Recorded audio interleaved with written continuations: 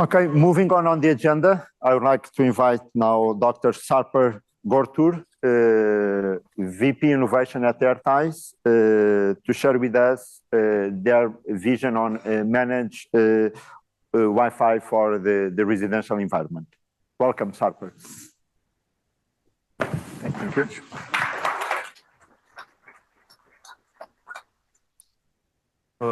Good morning, everyone. I am Sarper Gokturk, Vice President of Innovation at Airties. Today, I would like to talk to you about managed home Wi-Fi and the keys to successful integration of managed home Wi-Fi in different platforms. Okay, so let me give you a brief introduction about Airties and what we are doing to bring the background on this topic. So, Airties specializes in Wi-Fi, managed home Wi-Fi services. And we have been working in this domain for more than 20 years and tailoring Wi-Fi specific innovation and inventions for this domain. And we have, during this journey, we are partnering with global broadband operators, and we have been integrated into more than 100 different platforms for these operators. So this means that we have a vast amount of experience in integration, and this brings in the knowledge that we experience the challenges associated with this platform integrations, and also we know how painstaking this process is and how we can improve this process so that we can open up some space for more innovative stuff that we can value add. So because in the end, the service, this managed home Wi-Fi services for the end users and the broadband operators, so that the end users have a better service and a better Wi-Fi experience from their networks. So here the focus of Airties is on broadband, and we appreciate the industry's standards, and we try to be as hardware agnostic as possible so that we can embrace all these different platform integrations and conclude them successfully. So as I said, we have integrated into more than 120 different platforms for global operators around the world, and we embrace a standards-based approach with open APIs so that this smooths out the platform integration process. And while doing so, we are working with major Wi-Fi chipset companies and embracing the standards with them. And you can see some of the operators that we are working with. And all these operators have different platforms, different chipsets for their gateways. So we are founding our portfolio on industry standards, and we are contributing to Wireless Broadband Alliance and Wi-Fi Alliance, and we are contributing to RTK and Purple. The idea behind using industry standards is not only to accelerate time to market, but freeing some resources by using the common components and industry standards so that we can move these resources to innovation and more inventive stuff so that the end user benefit of this home Wi-Fi network is maximized. So specifically in operator managed, in Wireless Broadband Alliance, we are leading the operator managed Wi-Fi work group, and also we are leading the end-to-end QoS. And these are all based on industry standards which embrace Wi-Fi Alliance, Easy Mesh, and data elements and broadband forms TR181 and TR369. So we are also supporting and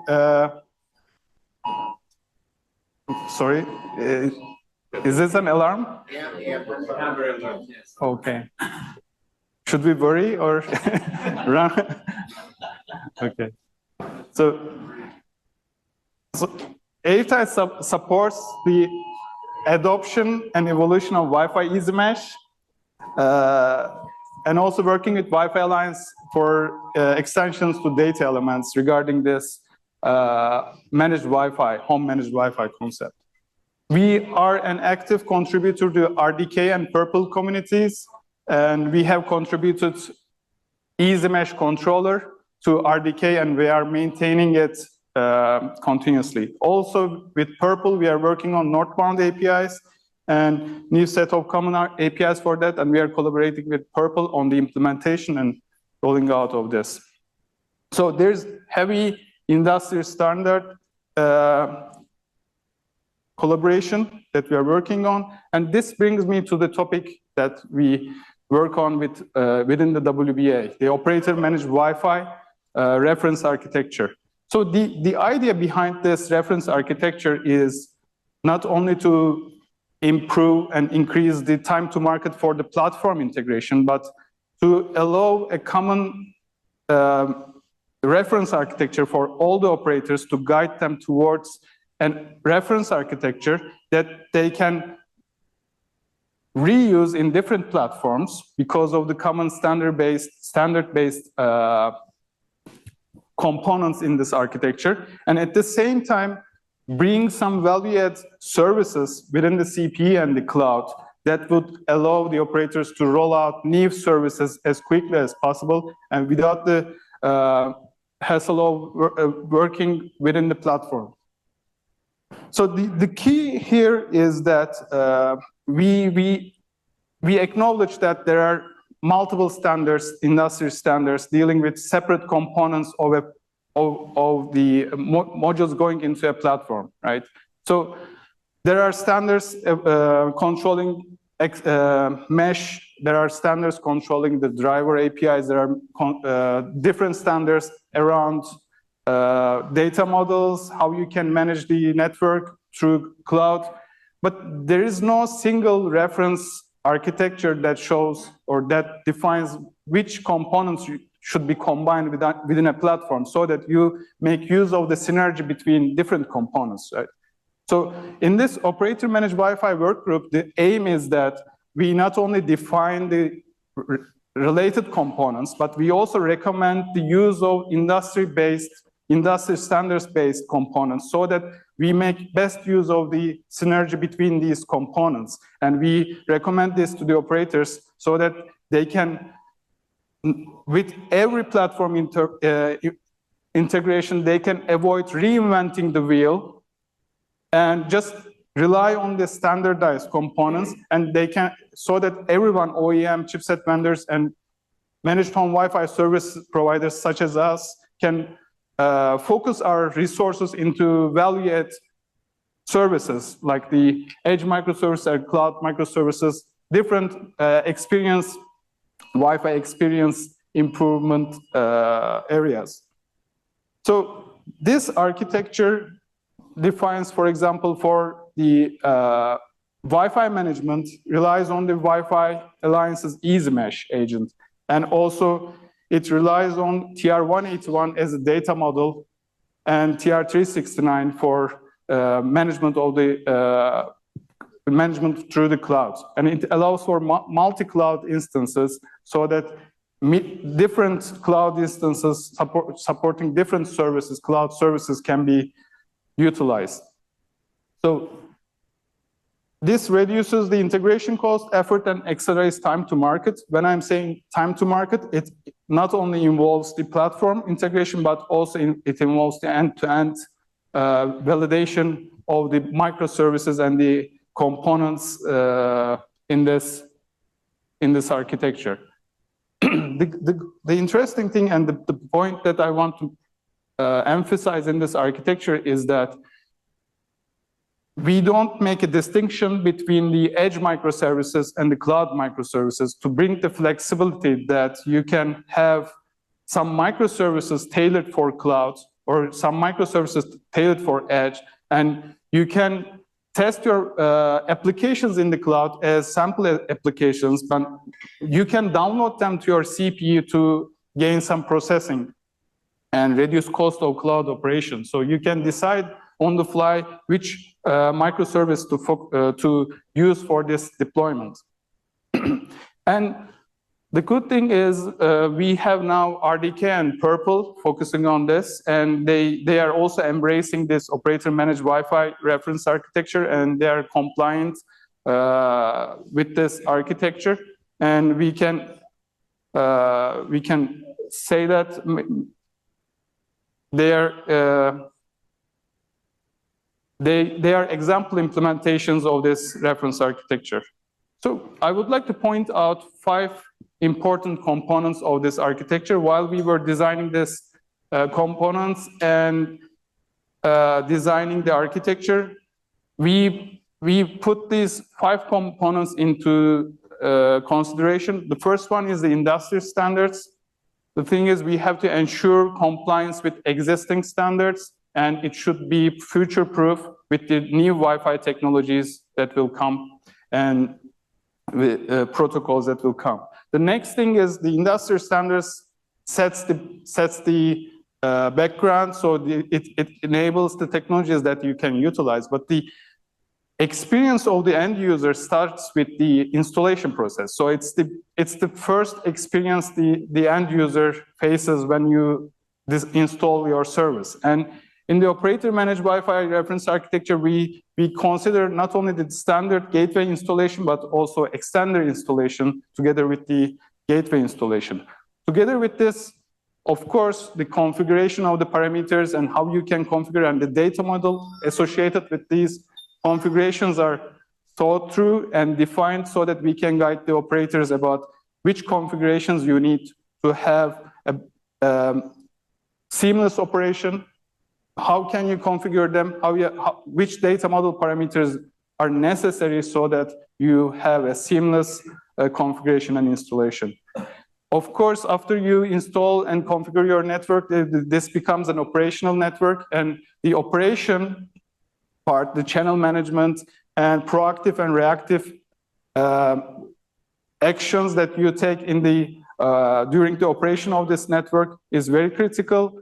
Once you have millions of deployments, you have to monitor the critical data parameters that you're collecting from these deployments, and you have to act towards any issues that you face in the field. The one thing is being able to identify those issues. The other thing is taking an action on that. So this architecture is critical because we are defining the data model parameters that helps you identify these issues so that you can take action. So it also brings us to the topic of microservices or applications that run in the cloud and the edge, because once you define these data model parameters and these data points that you're interested in, you have to, these data points will be used by some application running in the CPU, right? It's not being collected just for fun, it's being collected to take action. And you don't want to collect everything, but you want to collect that makes sense. Right? You want to collect data in a frequency that you want, that makes sense and gives a lot of information. So remote data collection and management capabilities, we acknowledge that these are enablers for data-hungry, AI-driven value-add services. So we pay attention, special attention to that. And management, of course, especially the remote management of home Wi-Fi network, is the critical component of this architecture, because we want to be able to not monitor this home network, but we also take actions and manage this network throughout its journey so that we can improve the customer experience and user experience while it's being used. So in last year, we launched the first release of white paper for this operator-managed Wi-Fi, and we had a very successful demonstration in Las Vegas meeting during the working sessions of Wireless Broadband Alliance. Currently, we are developing the second phase, and the second phase of this reference architecture had been focused on simplification of architecture, embracing the global open source implementers such as Purple and RDK, and we are planning to release the second white paper version of the white paper this summer. In the white paper, we will have this time Purple and RDK in the appendix, provided as example implementations compliant with this reference architecture. I think this is going to be a strong commitment and showing the value of this operator managed Wi-Fi, because it's not something just sits on in the paper, but there are real implementations around it, and we are supporting the value it brings. In the third phase, we are planning to add some more features, but beyond that, testing and certification might be a good functional stage to add for the third phase. So this brings us to another important component of platform integration. So one thing was having standards-based components that you can make use of again and again for different platform integrations. So this reduces the cost of implementation and integration into new platforms. The other thing is that since you have standards-based components, the standards-based meaning that you have clearly written specifications that define how this component should function and what's the expected output from that component, so that you can have different implementers implement the same thing because they have a very clearly written documentation around it. So that was the first step. And the second step is, of course, having open source communities implement these common standards. And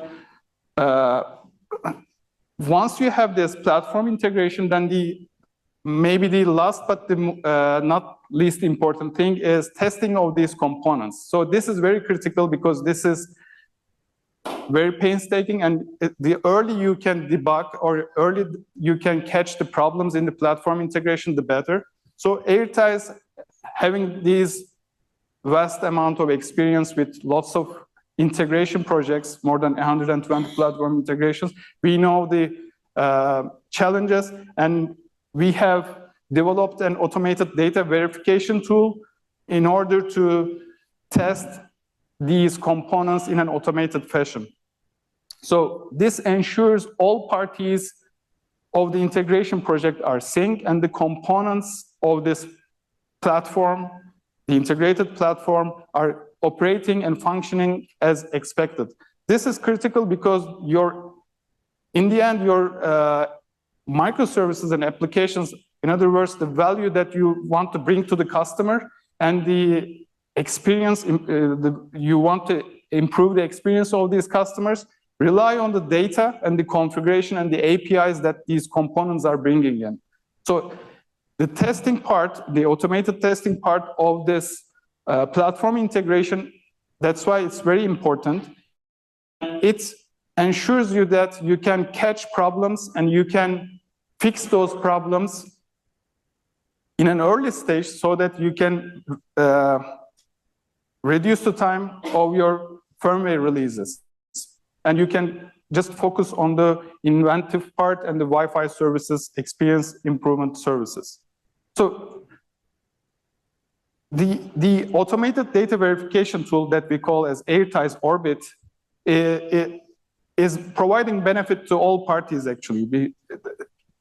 OEMs are benefiting from it, chipset vendors and operators are all benefiting from it because the platform integration, once the platform is integrated, if you go on with the end-to-end test before verifying your components, is doomed to fail in the first place, right? Because your end-to-end services rely on these very components to function as expected. And you better test them before you release any functionality. So it's easy reproduction of issues to pinpoint before releasing. And again, since it's automated and tailored for new technologies and data points, it can enable remote data verification. And again, of course, it's much faster than the manual testing. So I would like to wrap up my talk with re-emphasizing the three key components of platform integration. So why do we have this platform integration and release of new gateways? Because we want to provide some new services to the end users, right? And this involves innovation, and this involves